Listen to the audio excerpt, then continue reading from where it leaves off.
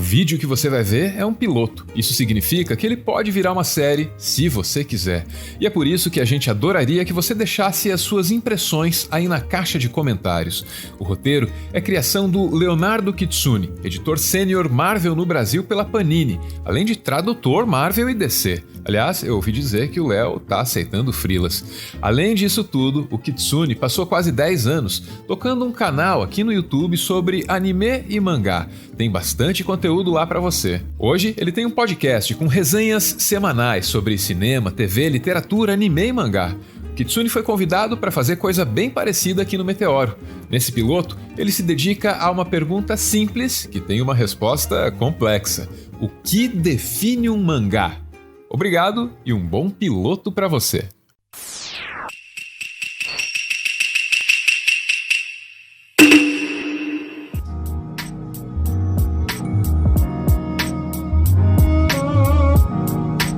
Não, esse vídeo não vai ser para falar que o nome mangá foi cunhado por Katsushika Hokusai em 1814 e vem da ideia vaga de rabiscos livres, ou como apontado pelo Paul Gravett no seu livro Mangá, Como o Japão Reinventou os Quadrinhos, o termo altamente carregado de julgamento moral, imagens irresponsáveis. Você já ouviu isso em algum outro lugar por aí antes? E claro, existem todos os clichês associados aos mangás: violência, cabelos coloridos, olhos grandes, tentáculos, enfim, não é disso que a gente vai falar também. Pra mim, mangá é movimento. Claro, mangá é muito mais do que isso, mas pra mim, um dos maiores diferenciais do mangá em relação à maior parte dos outros quadrinhos é como o movimento é detalhado, destacado, é muitas vezes o centro da narrativa visual. Fazendo uma comparação rápida aqui com quadrinhos de herói Marvel e DC, que são todos criados em cima de personagens cuja característica principal é algum poder ou habilidade voltada para a luta. E eu vou comparar com esses aqui, porque é esses que eu conheço um pouquinho, e eu não conheço nada, por exemplo, de quadrinhos europeus. Então eu vou ficar no meu cantinho aqui. As cenas de ação muitas vezes são confusas, quebradas, estáticas, não tem sensação de movimento, não tem sensação de impacto, de processo. Muitas vezes o auge de uma luta é uma página dupla que, veja bem, pode ficar linda como essa daqui, mas é um quadro estático. Uma alusão à existência de uma série de movimentos que você pressupõe que tenham acontecido antes a partir dessas poses bonitas. Já nos mangás, essas páginas duplas são frequentemente uma recompensa de uma sequência de páginas onde cada passo, cada ação teve o seu momento, culminando em uma grande ilustração destacando um só instante, o instante máximo do movimento. E tudo começou aqui. Essas são as primeiras páginas de A Nova Ilha do Tesouro, Shin Takarajima, de 1947, o primeiro grande sucesso do deus do mangá, Osamu Tezuka. Não é o primeiro mangá dele, mas é um dos primeiros e foi uma verdadeira revolução. Para entender o impacto desse mangá, é importante conhecer como eram os quadrinhos e mangás daquela época. Um dos mangás preferidos do Tezuka na sua infância era Norakuro, esse cachorrinho aqui que mais tarde foi cooptado pelo esforço de guerra e virou propaganda militar durante a Segunda Guerra Mundial. E ele era assim. É quase como se você estivesse assistindo uma peça de teatro e gravando ela com uma câmera num tripé. São tomadas abertas, personagens de corpo inteiro, cenas inteiras acontecendo em cada quadro. Claro, a gente podia voltar até o Hokusai aqui, mas eu não acho que esse tipo de coisa refletia o que se fazia quando o Tezuka cresceu.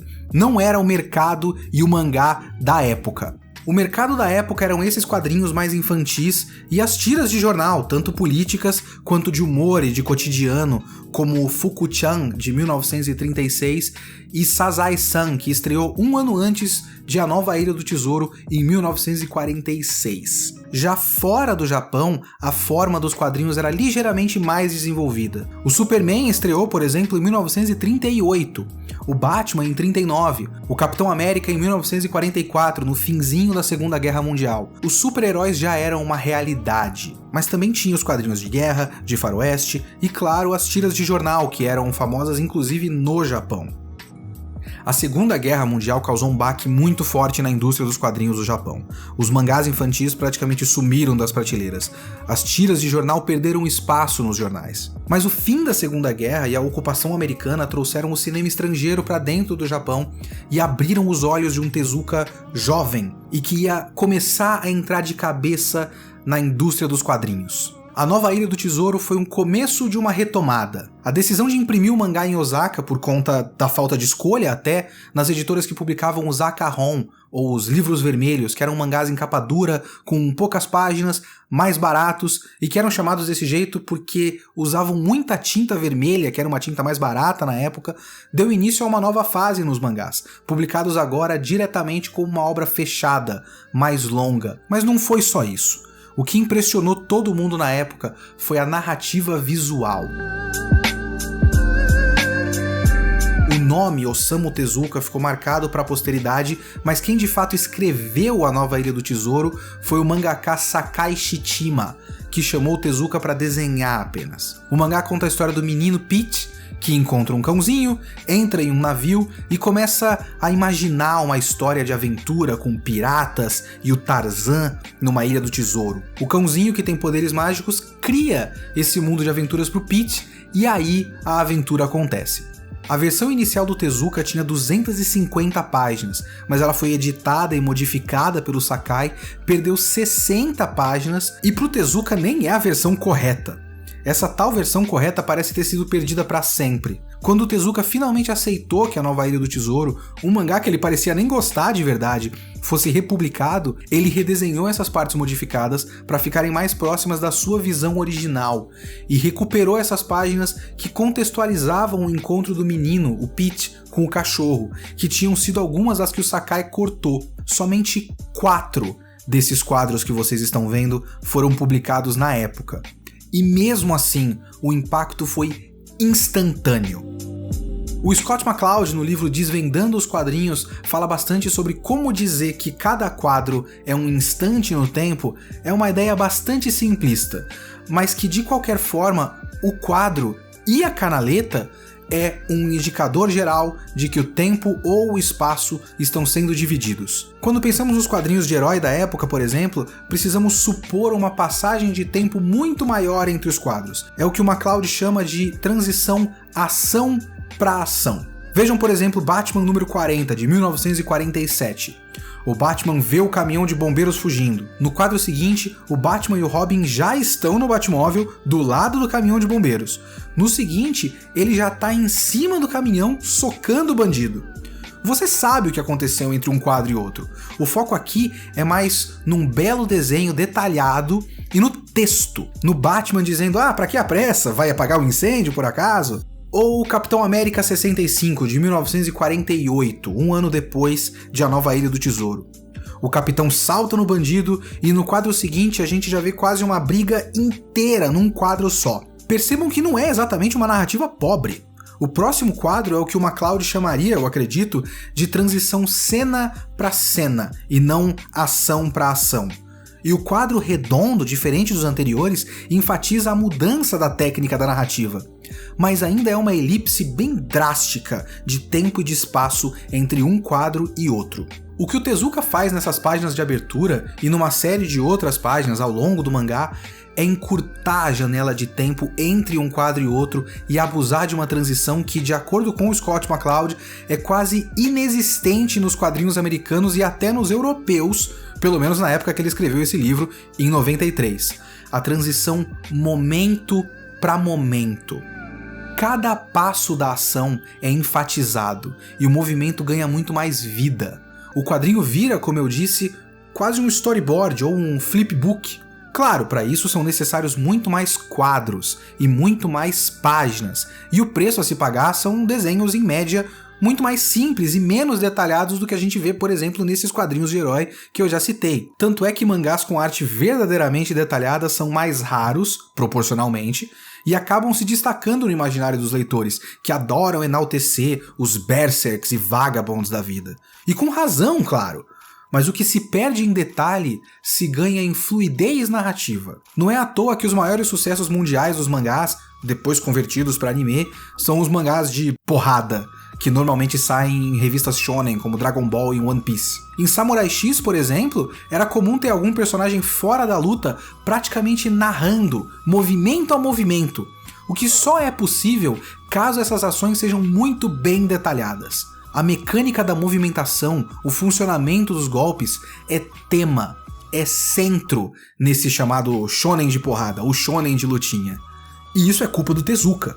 Além disso, já em A Nova Ilha do Tesouro, o Tezuka revoluciona o enquadramento da ação, derrubando aqueles quadros abertos e estáticos e investindo em movimentos de câmera, acompanhando o movimento do personagem e o cenário, brincando com a proporção dos quadros, que aqui são normalmente horizontais, como, olha só, uma tela de cinema, e fazendo com que de vez em quando o formato vertical crie na nossa leitura um movimento vertical, de cima para baixo, e fazendo uso de zooms e planos detalhe. Esses últimos são o que o MacLeod chama de transições aspecto para aspecto, onde em vez de usar a transição dos quadros para mover o tempo na narrativa, o leitor precisa usar esses quadros para compor um só momento no tempo. De acordo com o MacLeod, essa é uma transição muito rara nos quadrinhos ocidentais no geral, e é uma adição creditada ao Tezuka, ao mundo dos mangás, uma das coisas que define o mangá como conhecemos. É usado para compor cenários, criar atmosferas, criar momentos de contemplação ou mesmo para expor informações importantes. O que o Tezuka fez foi usar de todo o seu repertório cultural e adicionar complexidade à forma do mangá. Uma complexidade que, junto da sensação de movimento, definiu toda a mídia até hoje. Deu a volta e hoje está influenciando o resto do mundo dos quadrinhos. É claro, a maior parte do mangá A Nova Ilha do Tesouro ainda era bem parecida com os outros mangás daquela época, mas nós ainda estamos sentindo o impacto dessas pequenas inovações gigantes até hoje. Acima da violência, dos cabelos coloridos, dos olhos grandes, Tezuka é acreditado como o inventor de uma estética. E claro, mangás e animes são mais que essa estética, mais que essa sensação de movimento. O Tezuka é mais do que isso. E é de tudo isso e desse muito mais que a gente vai falar aqui, a partir de agora, no Meteoro.do.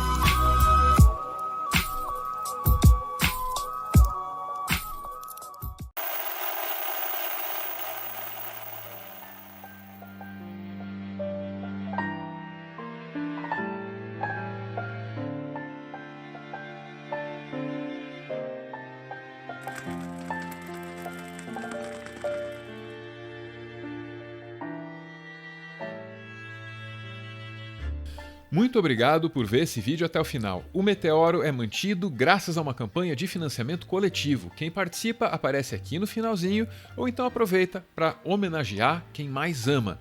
É o caso do Cláudio e quem ele mais ama, Alcione e Marcos, esposa e filho dele.